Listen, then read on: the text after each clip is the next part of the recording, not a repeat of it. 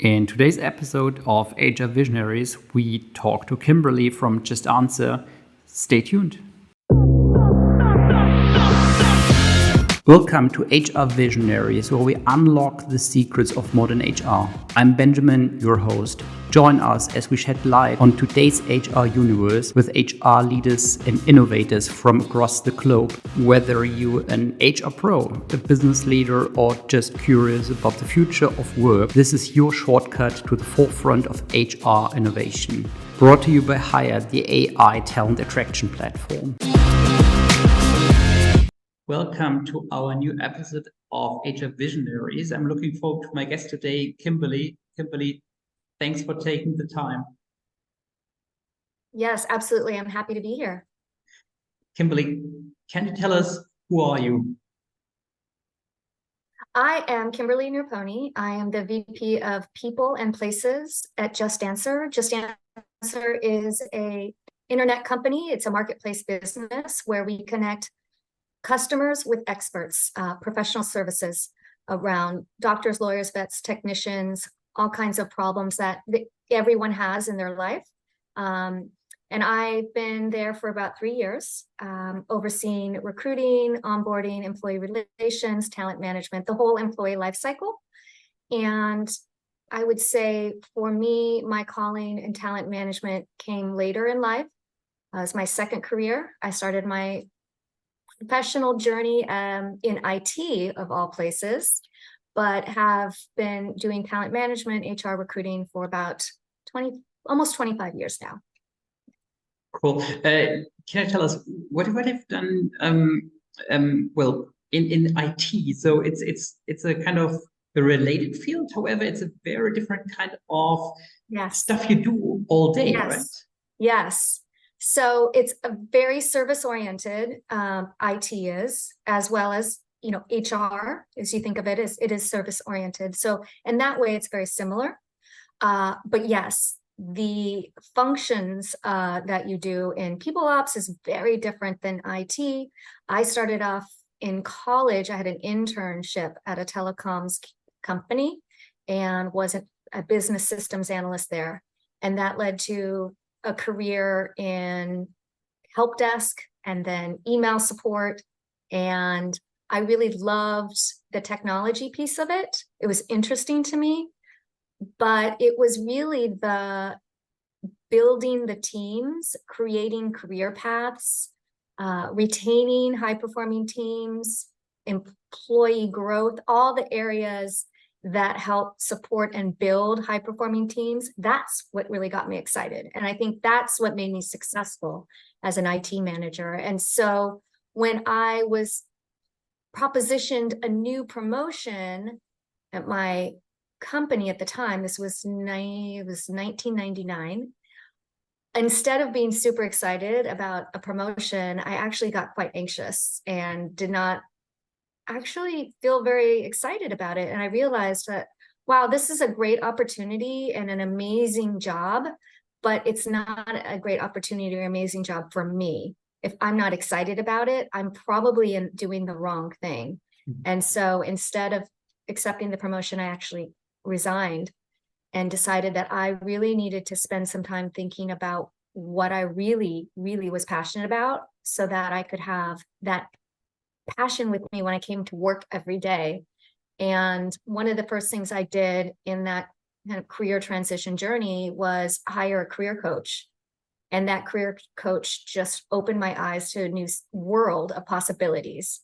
And I've found that my success wasn't my technical skills. Though I love technology, I'm not an engineer. And so it was through that process that I realized it was the hiring and developing and leading teams that had made me successful. And not only was I good at it, but I really enjoyed it. And so that's where I did my pivot. And I changed from IT to HR. And somehow, I don't know how, but I talked my way into an HR role at Bain & Company, which is a top-tier management consulting firm. It's global. And at the time I was living in San Francisco. This is my backdrop here, the Golden Gate Bridge. San Francisco is one of my favorite places in the world. I was fortunate enough to live there for many years. And that's where I cut my teeth in HR at Bain & Company. And it was a phenomenal experience. I was there about 12 years.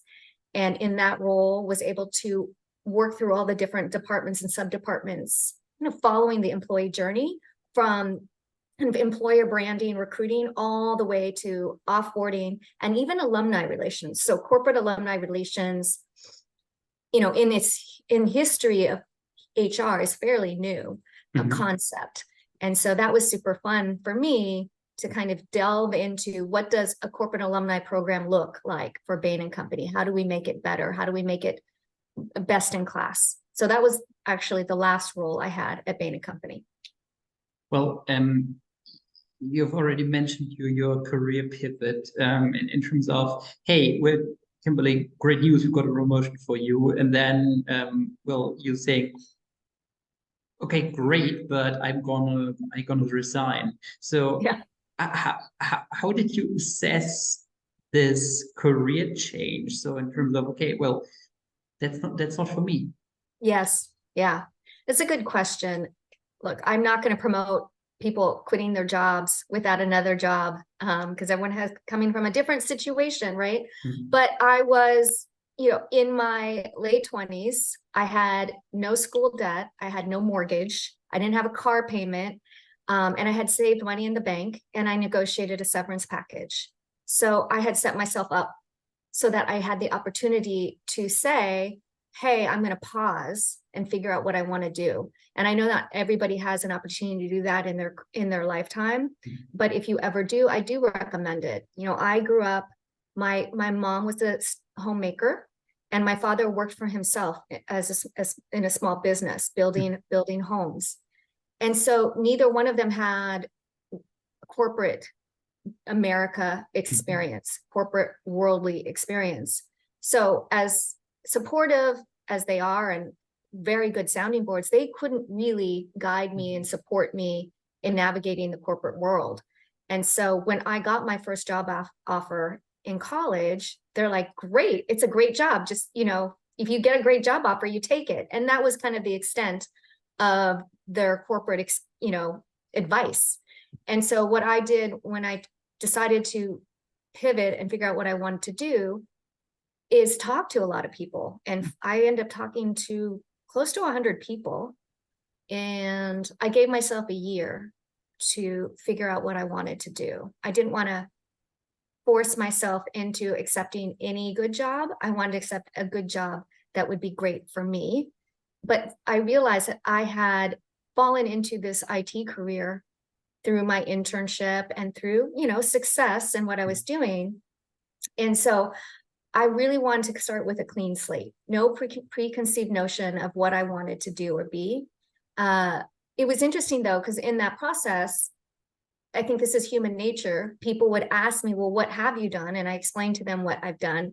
And then everyone's advice, not everyone, but many people's advice is, oh, here's this tech company. You should work here. You would like this tech company. Or, maybe you could do IT consulting. That would be, unique and fun, and your projects would change. And so it took probably about 6 months in, I realized that what I really wanted to do was start a career in HR. And it was through the work with the career coach, because what a career coach can do for you is just strip all the noise away and focus on, well, what's in your heart, what's in your head, where do you see yourself in 5 years? And, not thinking about specific companies or specific job titles even, but how do you want to spend your time? What excites you? What motivates you? What are you passionate about? Where can you add value while still, fulfilling that sense of purpose and professional growth and development? And so for me, it is the whole world around talent management and people operations. I find it endlessly interesting. No 2 days are ever alike, and you will never know everything there is to know. And there's never one right answer for any problem that you're solving. And so for a lot of people, that's probably sounds awful and gray and ambiguous and stressful. But for the right person, it sounds interesting and endlessly challenging and taps into creativity and innovation in a really for me, a really fun way. And for me, the purpose and the impact, it's people's lives. And for me, there's nothing more rewarding than helping an employee or a manager or a client solve a big, hairy problem that felt insurmountable. And to be able to look at it from the different perspectives and angles and be a thought leader in breaking down a problem into manageable bits, or in some cases, actually, you have 3 options. Here are the 3 options, and are the reasons why you would go with 1, 2, or 3, the pros and cons. Here's what I would do, but what do you think? So in many ways, as an HR leader, I kind of think of myself as a therapist sometimes. Sometimes it isn't telling people what to do. It is kind of evaluating the options and the impact that those different decisions you are going to make, right? So I've been doing this for almost 25 years. I've had the similar role in, 3 or 4 companies now, but each role is so different, because I don't have a set of answers that I take with me to every job. I have a toolkit. How I use that toolkit depends on the problem, depends on the culture. It depends on the maturity of the business. It depends on the external and internal obstacles, as well as the external competition and where we sit in the competitive landscape. So because of all these dynamics, my job is never the same. Well, I can't get the number of 100 interviews or 100 feedback sessions you conducted when doing the pivot out of my head. So therefore, I have to ask a question on that. Definitely, I found this incredibly interesting, and what we just mentioned. So, like presenting people options to reflect, to not like tell them what to do, but more, well, elaborating opportunities, elaborating options. Is that something when you talk about these challenges and when you talk about options that people have with people that take your advice now, is there something you then think back to 25 years ago when you talked to those 100 people and got some feedback and reflected your options? Yeah, no, I don't think so. I think the 100 or so, maybe a little bit more people I spoke to back in 2000, between 1999 and 2000, it was really about a social experiment or personal research on why did you choose this career, or why do you work at this company? What makes you happy? What doesn't make you happy? What's it like working in this environment versus that environment? And helping me kind of filter in and out what I did and did not like. And could I picture myself doing that? Could I picture myself working in that environment? The cool thing about people is that we're all unique, but at the core, we're also similar, right? And so we don't all have to experience the same thing to get understanding or appreciation for how that might feel like. So kind of tapping into these different perspectives and these different experiences of these 100 people helped me. I wasn't going to go do 100 different jobs, right? And so I think that exercise, though, is a good example to what you're saying is, the different potential options you could pursue. And so though I don't necessarily go and interview or talk to 100 people when I'm posed with a problem or coming up with a new plan or strategy, I do talk to other people. And so that's another great thing about having done this for 20 plus years. You start to create a community of people that you can tap into, and so, for example, no one wants to do layoffs. But the reality is a lot of companies had to do layoffs in the US, specifically in this last 12 to 18 months, including my current company. We did one earlier this year. And it had been many years since I've been part of a reduction in force at any scale. And so being able to tap into a network of HR leaders and say, hey, I have to do this horrible thing, but I want to make this horrible thing as less horrible as possible. Mm-hmm. How can I make it as human and authentic and caring and as transparent as possible? And having people come back to me with some great ideas and resources and perspective, having a couple conversations with other HR leaders about their recent experience, what worked, what didn't work, if they could have done things differently, what would have they done differently? So I think even those two examples are separated by 25 years and they're very different situation. I think it's just a reminder to all of us, whether we're HR leaders or just managers or even employees, when you're making a major life decision or a big, hairy problem that you're tackling at work or even at home, like, you're not alone. And it's always, I mean, a good idea to see, you know, who's gone through this before. What advice do you have for me? As I know that I feel this way sometimes when I'm struggling with a big issue or problem, is, well, what should I do? And having someone to talk out loud with or another perspective to bounce off of or relate to be really helpful, and kind of, if nothing else, eliminating some of the stress and anxiety associated with, oh my gosh, I'm going through all of this alone, you know? Well, what you just mentioned, like in particular in those situations where, well, things are tough and you have to communicate very tough decisions with people that are like not just directly affected, but their entire life is impacted. Other than talking to peers, to people who give you honest feedback and provide you with very honest ideas, what's the best to prepare for such a situation, or to prepare or to work through such a situation?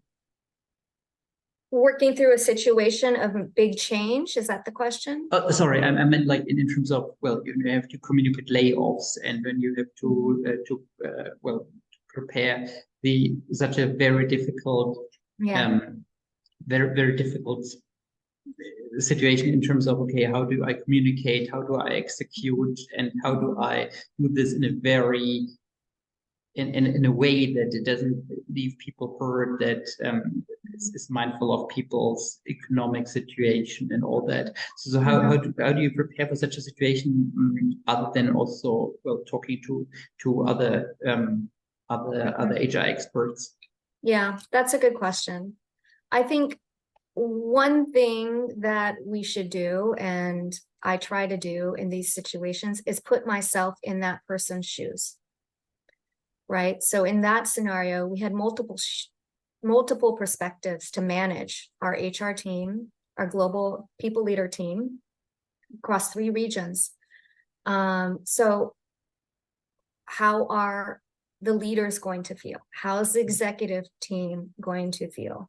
How are those that are being laid off going to feel? How are those that are not being laid off going to feel? And really understanding what that might feel like. And what questions would they have? And the reality is, we are, as humans, we go to almost immediately to, well, what does this mean for me? And so that's the question that me and my team asked ourselves a lot when we were thinking about the whole communication plan, as well as the logistics and the mechanics of conducting a global layoff. And you know, what does this mean to this person in India? What does this mean to this director in Ukraine? What does this mean to this executive here in the US? So really putting yourselves in other people's shoes and the different perspectives, anticipating all the questions, even the questions you don't think you might get, just being prepared to handle them. So what you don't want to do is be put in a position where you want to mitigate being put in a position where people have questions and you don't have answers, especially in a situation like this, where you're generating a lot of feelings around insecurity, right? And the unknown, and it's scary. And so part of the role of the leadership team and people ops team is to make this big, scary thing as least scary as possible. And the best way to do that is to give people as much information as you can. Mm. And I really don't think you can give them too much information, as long as they're asking for it. Well, if you didn't want to do a dump, right? And so understanding, if you think of the process over several days or even several weeks, making sure that you're delivering information that's needed when it's needed. So anticipating kind of the life cycle of emotions. And so in this situation, right, we didn't just communicate one thing one time. We actually had a communication plan that extended over several weeks based on what do people need to know today, because the layoff is happening today. What questions are going to come up the next day, the following week, 3 weeks from now, a month from now, a quarter from now. And so just going through that thought process. And it's not just altruistic, right? But it's also super important to those employees who stay, employees who are laid off may return later after, when things are improving, and those people, maybe your talents for the next hiring round then. Mm-hmm. Yes, it's true. And, we at JustAnswer have a very strong company culture, strong company values, and high retention, low turnover. And we have a history of people coming back. We call them our boomerangs. And so, to your point, even more so that we wanted to treat people with respect, give them all the information they need, keep the lines of communications open, and honestly say, if opportunity arises, we'd love to have you back. How does Boomerang work for JustAnswer exactly? So is it something that you stay in touch with people, that you communicate? How can I picture that? And well, it kind of references also your job at Bain, right? Mm-hmm. Yeah. It's right now our culture is very tight knit. We are smart, fun, get things done, and highly collaborative, lots of communication, and really strong values and leadership. What has historically happened is our executive team, including our founder CEO, keep in touch with former employees. Yeah, it's and it's nice because we're still small enough that it's more organic than very institutional in nature. So Bain is great, but it's huge. And so they needed, alumni relations managers like me and others in my role that kind of kept tabs of all the alums, facilitated communications and events with alums, reminded other partners to reach out to different alums.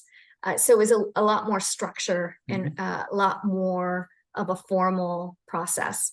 Currently at JustAnswer, we're about 700 employees globally. We have probably half of that in alums, corporate alums.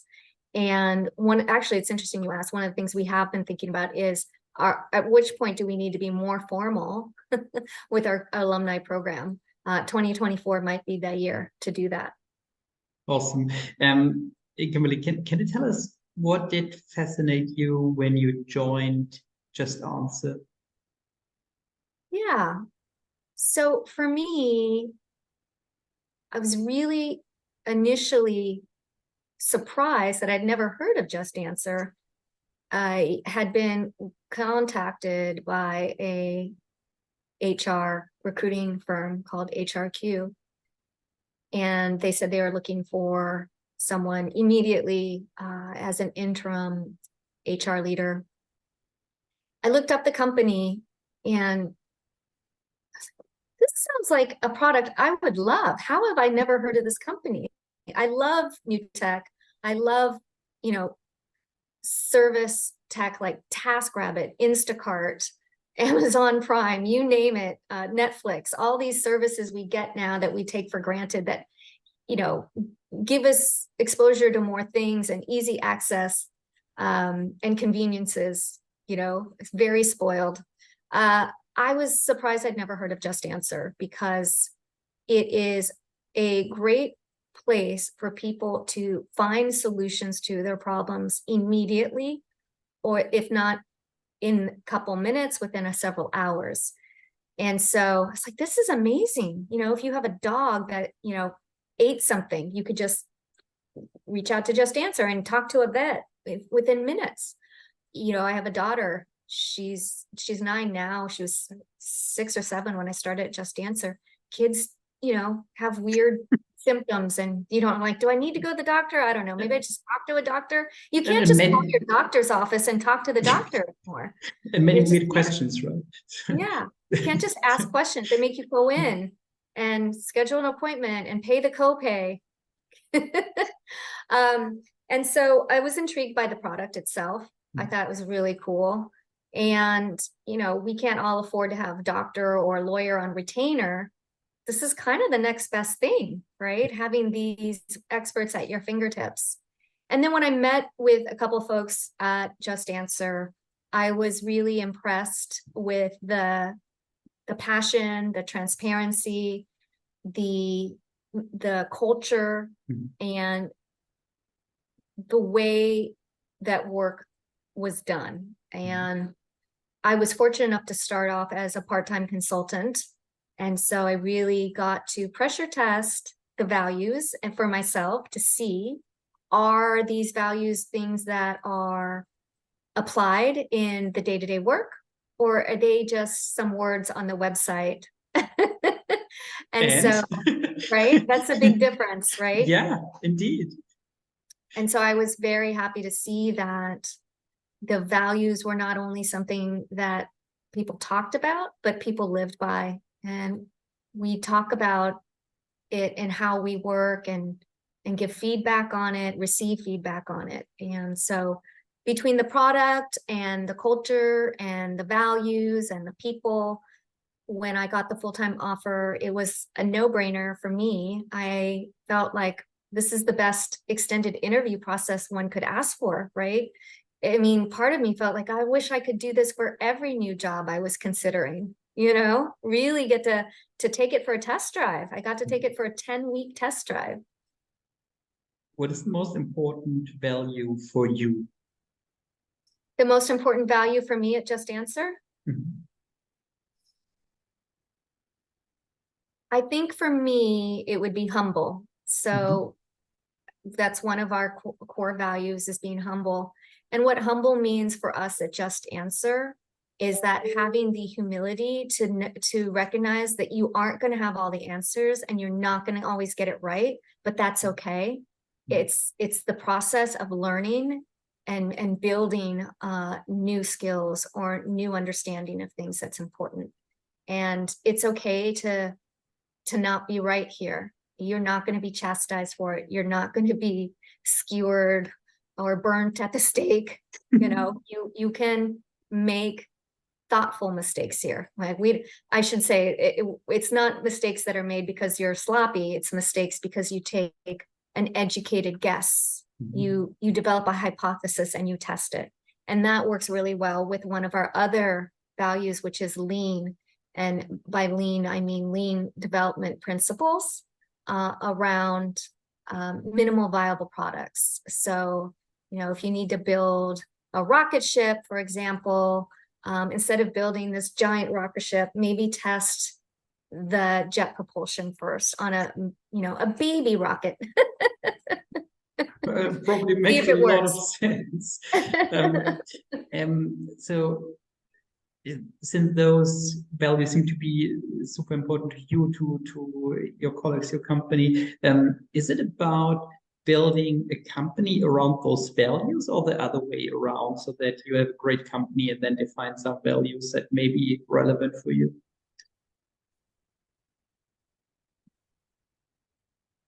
Well, obviously I have a biased view because of what I do. I'm a people leader. And for me, I view the people strategy as part of the business strategy, and they go hand in hand.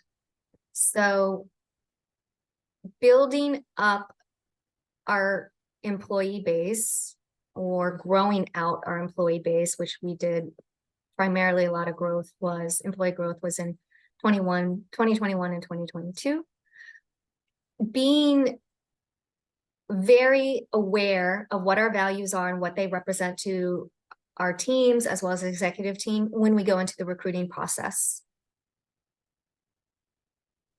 How we work together is just as important as what we do.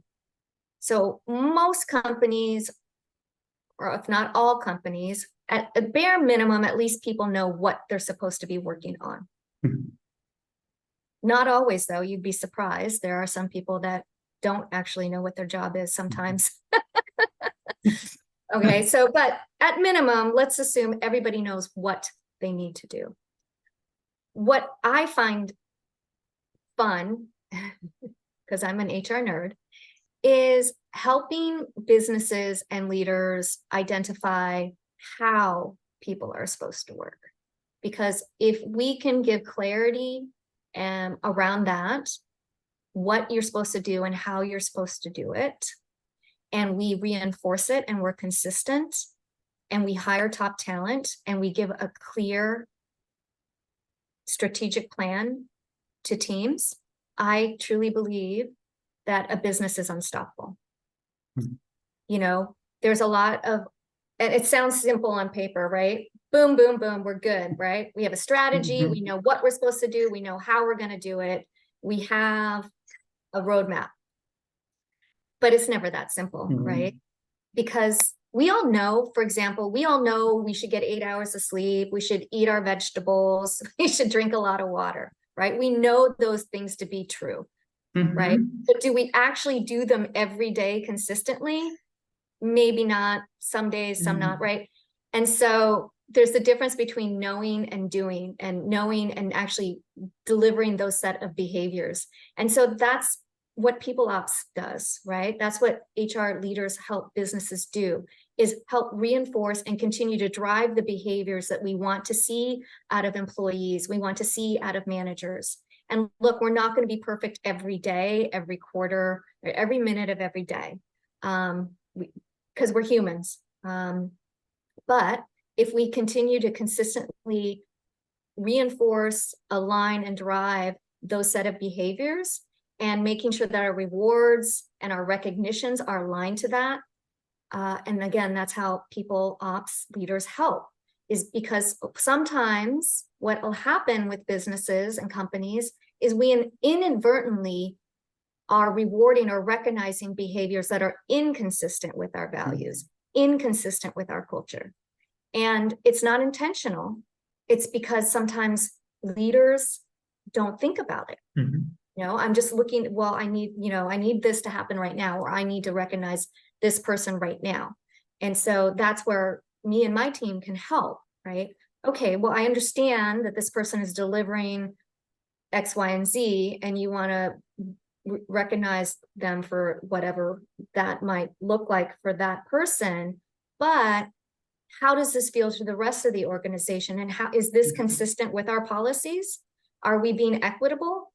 And so that's where, you know, me or another HR leader can step in and say, well, look, you might be rewarding this one person for great work, but you now unintentionally reinforced the wrong behavior because this person didn't do it the right way. And by the right way, what we mean is was not aligned to the company values or the behaviors that we hold true for the standards of behavior. Right now, no manager is intentionally going to reward bad behavior. That's not what they were trying to do. And so identifying that, okay, that person might be doing great work in the sense that they did X, Y, and Z, but how they did it wasn't great. They stepped on some toes, they have sharp elbows. And so here's an opportunity to work with them and get them from good to great, right? Because delivering great work is important, but also how you do it is very important, because we want to maintain our value system and we want to maintain a great culture. And this culture is about collaboration and communication and community. And this was not demonstrated here in this situation. Cool. What is your best situation so far at JustAnswer? The best situation? Mm-hmm. So something you look back to and you're just happy it happened. So when I started full-time, there were several things. As a consultant, on the backup, as a consultant, I was hired to work on 3 projects: the future of work, US compensation, and talent review. And so coming out of that, those consultancy projects, and I thought that was super fun too. The 3 very different projects, but touch the whole different aspects of the employee life cycle. One of my favorite parts of my role is around talent management and talent review, performance management. And I had recommended to the executive team at the time that we expand and move deeper around the performance management aspect. The review process was inconsistent. The review criteria, performance criteria was inconsistent and not really well defined. And most people were not doing reviews consistently. And it was not uncommon for employees not to have any review for a year plus. And so what I had said to the exec team was, it really isn't talent review that we're doing right now. This is just looking at a subset of information. So we are data-driven as one of our values, right? And I go, this is not a data-driven approach to performance management. And therefore, this is not a real talent review because we don't have the data. These are really good guesses and good opinions maybe. And we have very limited insight to actually where our talent is today and what we need to get them to where they need to be. We don't even know where they need to be because we haven't really defined what the performance criteria are. And so that was an interesting conversation. And I'm going to simplify it by saying that the pushback was, well, we don't need to do reviews because we have OKRs. So OKRs is a goal-setting framework, objectives and key results. And so I recognize that we do have an OKR setting mechanism here at JustAnswer, and it's quite rigorous and it's great. So every year, business leaders pull together their annual plan and they align their annual plan to the business strategy, and they come up with a 3-year roadmap as well as a 1-year plan, and that 1-year plan has OKRs in it. And I said, that's great, that is wonderful, but OKRs really drive what the business needs to do to reach its business goals. It doesn't really address how people are working and how well, even more importantly, how well they're doing in doing the roles that they're in or hitting those OKRs. So it goes back to what I was saying earlier. It's not just what you do, but how you do it. And so the reason I bring this up as one of the things I was most happy about or positive about is because I got the executive team to see, basically do a 180 from we don't need reviews to fast forward to a year later where we're using more consistent review process. We've defined what the review performance criteria are. Managers are now having more structured conversations around performance and development. So we went from we don't need reviews to now managers and leaders asking, when's the next review? So how are we getting feedback? So I love that because it also ties into our lean principle, our lean value. So build, measure, learn is the foundation of lean development principle. And so in this example, which I shared with the executive team, we're not measuring, right? We're skipping the measuring. So how do you learn if you don't measure? And so performance reviews are a measure of your performance. And the big focal of performance management for us at JA, and the one that we believe in, is it should be mostly forward-looking. You only look back just to highlight, examples and anchor the strengths and opportunities for an individual. But in practice, those looking back moments should have already been addressed and discussed in the moment that they happened, right? It's that real time, this happened, you crushed it, or that was good. Here are some things that could have gone a little bit better. So we're really, we're still driving that real-time feedback. That muscle doesn't develop overnight. So, we're still working on that, because I include myself, we get caught up in our day-to-day, and, people are delivering great work every day. And then you kind of move on to the next thing, and they're like, oh, wait a minute, I should probably give that person a shout out, or I should give them some recognition, or I should give them some feedback on what went really well. And giving that feedback as it's happened or shortly after it's happened is so much more impactful and powerful than 6 or 8 months later at review time. Awesome. Kimberly, thank you so much for for elaborating. It was really cool to understand what are your values, how to deal with difficult situations, and how to stay positive, and to use this momentum to build something great. So it's amazing. Thanks a lot. Thank you, Benjamin. And thanks a lot, guys, for listening in. I'm sure you enjoyed the conversation as much as I did, and see you next time.